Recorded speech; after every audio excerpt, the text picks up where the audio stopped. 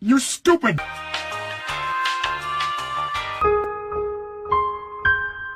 Alright, tuturuan ko kayo ngayon kung paano kunin yung Ace Sprite nang hindi pinipirata at hindi rin binibili, pero legal ah.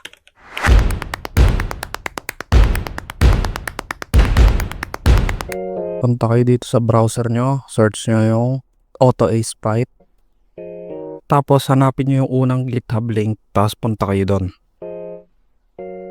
Tandaan nyo, kailangan nyo ng GitHub account dito. So, pag nakapag-login na kayo, press nyo yung use this template, tapos create new repository.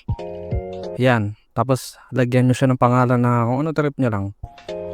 Ang ilalagay ko sa akin Auto Ace Sprite Builder. After nun, scroll down kayo, tapos create repository.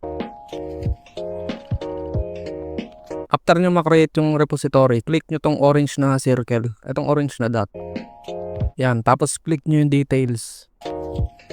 Dito nyo makikita yung process niya na nagbi-build siya ng exe file. Yan, medyo matagal siya. 10 minutes na, hindi pa tapos. Pero mas maganda nang maghintay, di ba? Kaysa sa i-pirate mo dito sa Steam Unlock yung Ace Sprite na napaka-unethical. Kung meron namang proper way na hindi mo siya binibili pero nakukuha mo yung Ace Sprite mismo. Okay? Tapos na siya mag-build ng exe. Ngayon, click nyo tong top left, yung summary. After nun, click nyo yung repository name para makabalik kayo sa pinaka-homepage niya.